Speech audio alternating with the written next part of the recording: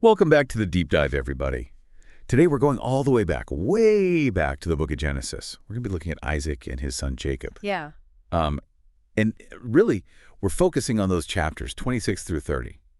And that section's packed with, famine, some really intense family drama, divine promises, Yeah. that whole pursuit of prosperity, the thing that we're all after, right? Yeah. And so our real mission today is to go beyond, just the basic story, the narrative, and try to figure out what do these angel accounts tell us about, faith, the way families work, that human desire for a better life, things that really we're all still dealing with today. Yeah, I think that's right. And what's so fascinating about these stories is this isn't just ancient history. This is narrative that's shaped so much of Western thought. And it's still offering insights into these really fundamental human experiences today. So we'll be looking at these promises that were made and how people responded. Sometimes, their responses are noble. Sometimes they're deeply flawed. Wow. But they had lasting consequences, and those consequences are still echoing today. Okay, so let's get into it. So we're starting with Isaac in Genesis 26. And right off the bat, we see a familiar problem, famine. Like it's gripping the land. It feels like we're almost back in Abraham's time, right? Yeah. But what's really different here is the specific guidance that Isaac gets. Yeah. What's fascinating here is it's not what you expect. Yeah. Usually when times are tough, your instinct is to go to where the resources are, like Egypt. Right. That was the go-to place. But here, God specifically tells Isaac, stay put, stay in Gerar. And so it really highlights this idea of trusting a guidance that maybe doesn't make sense from a purely human perspective. Right. Right. And it's while he's in Gerar that God reaffirms those huge promises that were first given to Abraham, right? Mm-hmm. This isn't just like a one-time blessing. This is like a generational commitment. Absolutely. You've got the promise of countless descendants inheriting the land, the idea that all the nations of the earth will be blessed through Isaac and his line, and it all gets restated here. But I think what's so important is there's a direct link to Abraham's obedience. Right. It's like God saying, look, blessings come when you're faithful, and it establishes this pattern within the family. It does, but then we have this very human moment. Yeah. It's almost right after this divine reassurance, and Isaac repeats a mistake that his father made. Oh. That whole Rebekah's my sister thing with King Abimelech. Like, why do you think this pattern just keeps popping up? Well, I think it's a perfect example of how powerful fear can be. Right. Here's Isaac. He has this promise of protection from God, but he still falls back on this old trick, something that worked in the family before, And I think it shows that even people with strong faith can have moments of doubt, right? And when that happens, they reach for something familiar, even if it's not, not really the best approach. That's so true. But this time, it plays out so differently. Right. Abimelech, when he finds out the truth, he actually becomes like a protector of Isaac and Rebekah. Yeah. What do you think that tells us about, how different groups were interacting back then? I think it shows that things weren't always black and white. Right. It wasn't just constant conflict. Like Abimelech's reaction, there's this respect there. He recognizes, hey, this guy's got divine favor. And there's maybe a sense of diplomacy, like he's smart about power dynamics. It's a reminder that sometimes just looking out for your own interests can actually lead to peaceful coexistence, And Isaac, despite that initial slip up, he thrives in Gerar. We're talking like 100-fold returns on what he's planting. He's got huge herds and flocks, tons of servants. It's like an incredible boom time for him. Yeah, the text is super clear. This is all because of God's blessing. It's really emphasizing this idea that God's favor directly leads to material success. But, and this is a theme we see a lot, success can really breed jealousy, right? Yeah. The Philistines, they get envious. Yeah. And they show it in a very direct way. They start filling up those wells that Abraham's servants had dug. It's like they're trying to cut off his source of life, his ability to grow. That's a great point. Water in that region, it was everything, right? It was essential. And by messing with the wells, the Philistines weren't just like limiting Isaac's resources. They were going after his power, his influence. Yeah. So Isaac, he packs up and moves on, and we see him redigging those wells, same ones that his ancestors dug, and even gives them back their original names. It's like he's connecting with his past, with his heritage, Absolutely. This act of redigging, renaming the wells, it's powerful, right? It's Isaac saying, I'm not giving up. I'm reclaiming what my father built. I'm putting down roots no matter what. It's resilience, it's connection to those promises from way back. But even then, there's still conflict. There are disputes over these new wells. Hmm. They call them Esek, which means strife, and then Sitna, which means opposition. I mean, even the names are like screaming conflict, right? It's like the names themselves are a commentary on the whole situation. Each one is like a chapter in this struggle. It shows that progress, it wasn't always easy for him. Sounds exhausting, honestly. But finally, they dig a well where there's like no fighting, no contention, Mhm. and he calls it Rehoboth, which means room. It's like a breakthrough, right? So like Rehoboth, it's a total shift, right? It's Right. going from all this conflict to like this feeling of expansion, security. It means Isaac's finally found a place where he can thrive, where people aren't constantly coming after him. Right. And, in these stories, a moment like that, a moment of peace, it often comes right before God shows up again, to Right. reaffirm things. Yeah, and that's exactly what happens, right? After this struggle, he finds this peace, and then God appears to Isaac again at Beersheba. So it's this renewal of the promise, echoing what he heard in Gerar. Why do you think these reaffirmations are so important? Like, what do they add to the story? I think they're like anchors for Isaac. They remind him, hey, you're still on track. You're part of something bigger, especially when things get rough or when there are transitions. It's like reassurance, guidance, like God saying, even when things are messy, even when you mess up, I'm still here and my plan is still in motion. Mm-hmm. And then we get this totally unexpected turn. Abimelech, the same guy who basically told him to leave, he comes back to Isaac wanting to make a peace treaty. It's like, Yeah. what changed his mind? What's going on there? Well, they come right out and say it right. They tell Isaac, we saw that the Lord was with you. It's like they finally get it. They recognize that he's got this special status, this blessing. And so now they want to be on his good side, basically. It's a smart move, right? They want peace, they want stability, and they know that this guy's got like a direct line to the ultimate power. Yeah, yeah. It's all about who you know, right? And then, to wrap up the chapter, Isaac's servants find another well, and he names it Sheba, which leads to the name Beersheba. So all about water, about provision, about being able to thrive. But then we have this one little line about Esau's wives. It says they were a grief of mind to Isaac and Rebekah. It seems like a small detail, but it feels important. Oh, it's definitely a setup for what's coming. It's a little glimpse into the family tensions that are brewing. These Hittite wives, they represent this clash of cultures, of values within Isaac's own household, and it sets the stage for all the drama that's about to unfold between the brothers. It's like on the surface everything's great, right? Isaac is prosperous, but underneath there's this real problem that's just simmering. Okay, so that brings us to Genesis 27, and things get intense. Isaac's old now, and he's blind, and he's ready to give his blessing to Esau, the oldest son, like passing on the legacy. But Rebekah, she's got a different plan entirely. Oh yeah, this is where things get really interesting. This chapter is a huge turning point in the story. It's full of deception, and the consequences of those choices are going to, have ripple effects for generations. Rebecca, she's driven by, well, she clearly favors Jacob, but also I think she has this sense that God's will is somehow tied into all of this, and so she comes up with this plan to make sure that Jacob gets the blessing, not Esau.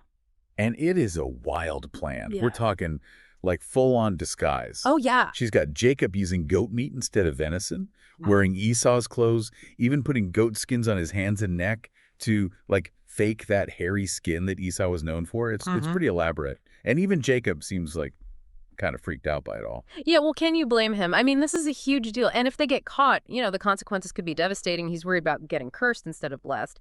But Rebecca is totally committed. She's even willing to take the blame if things go wrong. It shows you just how determined she is to see Jacob get that blessing. And you know what? It works. Isaac, he can't see. So he's going by touch, by smell, by the sound of Jacob's voice. And he's convinced that it's Esau. And there's this almost creepy moment where Isaac asks, like, how did you hunt so fast? And Jacob just says, God help me. It's like he's using God to cover up a lie, which is like next level deception. Yeah, this is where it gets really morally complicated. I mean, you've got this lie, and then he throws God into the mix.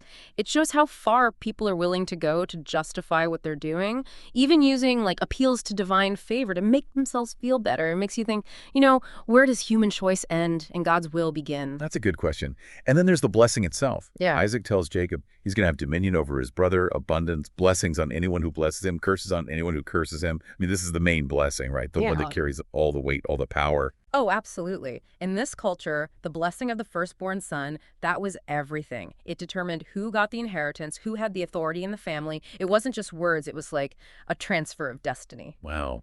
And then Esau comes back, right? Totally clueless. And he's got the real venison. And when he realizes what's happened, it's just crushing. I mean, his reaction is so raw. He cries out with this great and exceeding bitter cry. Why is he so devastated? Because he understands what he's lost. He knows that this blessing, once given, it can't be taken back. His birthright, his future, it's all gone.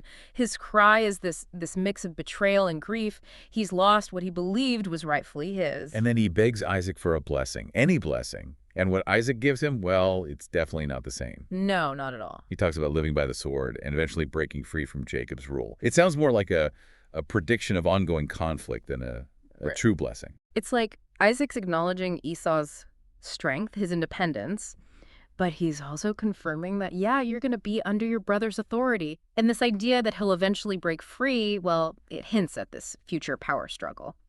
But the original blessing, that's done. The damage is done. And Esau is understandably furious. I mean, he wants revenge. Right. He vows to kill Jacob as soon as Isaac's gone. So this whole deception has just ripped the family apart. Oh, yeah. The fallout is immediate and it's intense. Esau wants blood, and that sets in motion everything that happens next for Jacob. He has to run for his life. And Rebecca, being Rebecca, she overhears the plot, and she's like, nope, not going to happen. She tells Jacob to get out of there, to go to her brother Laban in Haran. She's protecting your favorite son no matter what. Rebecca is a force, right? She Yep. sees the danger and she acts. She's not going to let Esau hurt Jacob. So she comes up with this escape plan, get him out of reach until things cool down. But she still has to convince Isaac to send Jacob away. And her reason is pretty clever. Oh, yeah. She basically plays on his dislike of those Hittite wives. She says, look, Jacob needs to go find a wife among our people. It's masterful manipulation, really. Oh, totally. She knows how to play the game. She's using Isaac's own beliefs to her advantage. She's framing it as, like, protecting the family line, making sure Jacob marries the right kind of woman. And it works. Isaac buys it. So Jacob's journey begins in Genesis 28. Huh? Isaac blesses him again. And this time he's very specific. He tells Jacob, don't marry a Canaanite woman. Go to Padan Aram and find a wife among Laban's daughters. It's Yeah. like this formal passing of the torch, even though it's all happening under these really messed up circumstances. Yeah, the second blessing is huge. This is where Isaac officially gives Jacob that Abrahamic blessing, the covenant. And he sends him to his mother's family to find a wife. It's like keeping the promise alive, keeping the lineage going. And then Esau's reaction, it's interesting. He notices that his Canaanite wives are a problem for his dad. So he goes and marries Mahalath, the daughter of Ishmael. It feels like he's trying to get back in his dad's good graces, but it's too little too late, right? Like after the fact. What do you think that says about Esau? I think it shows he's more focused on appearances than on really understanding what matters to his dad. He's reactive, not proactive. He only makes a move after Jacob's gotten the blessing. It's like he's missing the point. And then we get to Jacob's journey and that super powerful dream at Bethel. The ladder reaching up to heaven, angels going up and down. It's such a vivid image. What do you think the message of that dream is for Jacob at this point in his life? I think it's a message of hope and assurance. He's on this journey, he's away from home, and God is showing him, I'm with you, I'm going to protect you. The ladder, it's this connection between heaven and earth. And the angels, they're like God's messengers, showing that he's actively involved. It's like a visual confirmation that those promises made to Abraham and Isaac, they're for Jacob too. And God actually speaks to Jacob in the dream. He repeats those promises. The land, descendants, influence, the blessings spreading through him to the whole world. It's this huge reaffirmation, even after all the deception, all the messed up stuff that got him to this point. And I think that's crucial. It's showing that God's promises, they're not dependent on human perfection. They endure even when we mess up. It's grace, it's forgiveness, it's God saying, I'm still working through you, Jacob, even though you've made mistakes. Jacob's response is powerful. He's in awe. He recognizes the holiness of the place, and he names it Bethel, house of God. Mm. And then he makes a vow to God. What's the significance of that vow? It's like he's making a personal commitment. He's responding to what he's seen and heard from God. He's saying, if you provide for me, if you bring me back home safely, then you're my God, this place is your house, and I'll give you 1/10 of everything I have. It's a step forward in his faith. He's not just receiving blessings passively, he's actively engaging with God. Okay, so moving on to Genesis 29. Jacob arrives in Haran, and the first thing he does is he comes to a well. And that's where he meets some shepherds, and they tell him about Laban and his daughter Rachel. And when he sees Rachel, it's Like instant connection. Yeah, it's a classic setup. Meeting at the well, it's all about bringing people together, and he immediately shows his strength, his willingness to help. He rolls away this huge stone to water Rachel's sheep. Maybe a little bit of showing off their pretty girl, too. Yeah, maybe. And then he meets Rachel, he kisses her, tells her who he is, and she runs to tell her dad. Laban seems welcoming at first, all about family ties, my bone and my flesh, all that. Yeah, but it doesn't take long for him to start talking business. It's not just about family, right? He sees Jacob as a valuable asset, someone who can work for him. And then we get to the heart of Jacob's time with Laban. He's fallen hard for Rachel, and he offers to work for Laban for 7 years just to marry her. That's some serious commitment. Yeah, 7 years, it's a long time. But the text says it felt like a few days to Jacob because he was so in love. It shows you the depth of his feelings for Rachel. But then the wedding night arrives, and Laban pulls this crazy switcheroo. He puts Leah, the older daughter, in Rachel's place. I mean, talk about deception. It's like a mirror image of what Jacob did to his own father. It's total payback time, right? It's like this cosmic irony. Laban's playing the same game Jacob played, and he even tries to justify it by saying, well, it's our custom for the older daughter to marry first. But it's clear that he's manipulating the situation to his own advantage. And Jacob, he's rightfully pissed. He confronts Laban, and Laban then says, okay, you can have Rachel too, but you got to work another 7 years after you finish Leah's bridal week. So Jacob ends up married to both sisters and stuck working for Laban for 14 years. It's like Laban's totally playing him. Oh, yeah. He's got Jacob right where he wants him. He's getting double the labor out of him. Yeah. And it sets up this whole dynamic between Leah and Rachel, this rivalry, this competition for Jacob's love and attention. And right away, you see that Jacob favors Rachel. And the Lord, seeing that Leah is unloved, well, he opens her womb while Rachel remains barren. It adds this whole other layer to the story, this idea of God intervening in the midst of all this human messiness. Absolutely. You've got these two women, both hurting in their own way, and then God steps in and blesses Leah with children while Rachel is still waiting. And it heals the tension. It fuels the tension between them, makes it even more complicated. And Leah gives birth to 4 sons in a row, Reuben, Simeon, Levi, and Judah. And each of those names has a meaning, a story behind it, reflecting her feelings about Jacob, about God. And then, for a while, she stops having children. What do those names tell us? They're like windows into Leah's heart. Reuben means see a son, like she's hoping Jacob will finally notice her. Simeon means hearing. She feels like God has heard her cries. Levi means join. She longs for a closer connection with her husband. And Judah means praise, like she's finally recognizing God's favor in her life. And then we get to Genesis 30, and Rachel is just consumed with envy. She demands that Jacob give her children. Yeah. And his response is pretty harsh. He says, am I in God's stead? It's like he's throwing her words back at her. Yeah, he's pointing out that he doesn't have that kind of power. It's up to God, not him.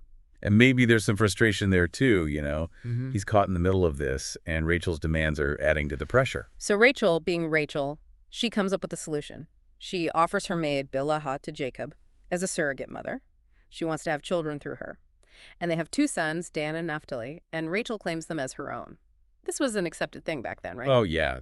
Surrogate motherhood. It was a way for women who couldn't have kids to still have heirs, to secure their place in the family. It shows you how important it was for women to have children in that culture, the pressure they faced. And then Leah, seeing that she stopped having kids, well, she does the same thing with her maid, Zilpah. And they have Gad and Asher. So now Jacob's got a whole bunch of kids, and the family dynamic is just getting more and more complex. It's a tangled web, right? And each new child, each new relationship, it just adds to the potential for conflict, for jealousy, for favoritism. And then we have this weird story about the mandrakes. Reuben brings them to Leah, and Rachel wants them so badly. And it leads to this whole bargaining session between the sisters, with Jacob thrown into the mix. What's the deal with the mandrakes? Mandrakes were thought to help with fertility, so you can see why Rachel would be so desperate to get them. It shows how much she wants a child of her own. And it also highlights that tension between the sisters, how even something small, like some plants, becomes this huge point of contention. And after that, Leah gets pregnant again. She has Issachar, Zebulun, and a daughter, Dinah. So her infertility is over. Yeah, and it's a reminder that, things can change. But it also makes the contrast with Rachel even sharper. She's still waiting, still longing for that child. And then finally, God remembered Rachel, and she gets pregnant and gives birth to Joseph. His name means God has taken away my reproach. And she even says she wants another son. This must have been such a huge moment for her after all that waiting. Oh, absolutely. This is what she's been praying for, what she's been longing for. Having a child, it removes the shame, the stigma that came with being barren in that culture. And she's not stopping there. She's ready for more. And once Joseph is born, Jacob's like, okay, it's time to go home. Hmm. He asks Laban to let him go, to let him take his wives and kids back to his own land. It's the end of this whole chapter in his life. He's been through a lot with Laban, right? But now he's got a family of his own, he's accumulated wealth, and he's ready to fulfill that vow he made to God, to go back to the land that was promised to his ancestors. But Laban's not so keen on letting him go. He knows that God has blessed him because of Jacob. So he tries to get him to stay, offers to negotiate wages. He's not stupid. He knows what a valuable worker Jacob is. Laban's all about self-interest. He sees Jacob leaving, and he's thinking, I'm going to lose all this prosperity. So he tries to sweeten the deal, hoping he can keep Jacob around a little longer. And Jacob reminds him, look, I've been a good worker, I've been loyal, and you've gotten rich because of me. It's like he's asserting his value. He's not letting Laban walk all over him. Yeah, he's standing up for himself. He's saying, I deserve to be compensated for my hard work.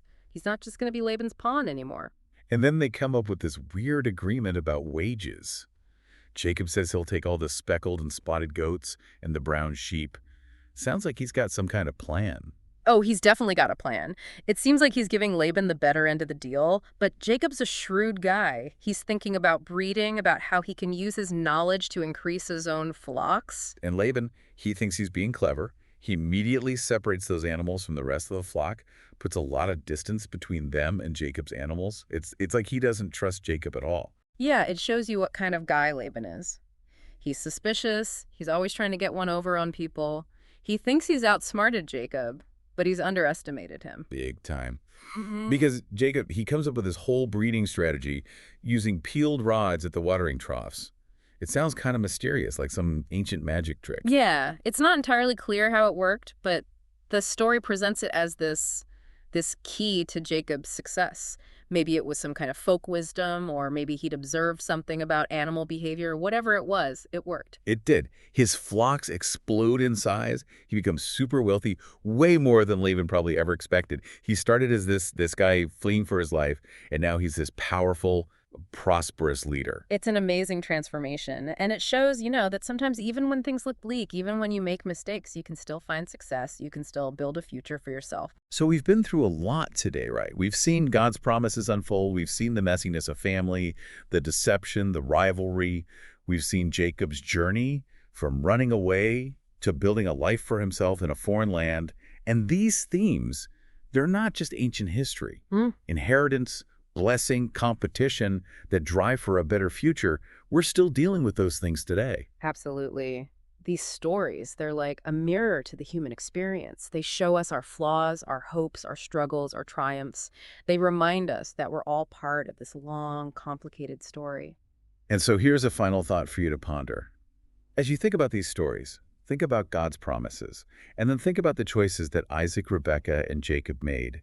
Were their destinies set in stone? Or did their actions, even their deceptions, shape their own futures? Yeah. What does that say about free will, about the way God works in the world? It's a question that's been debated for centuries, and it's one that we can all continue to wrestle with. Thanks for joining us on this deep dive into Genesis. Yeah, thanks for having me. This was great.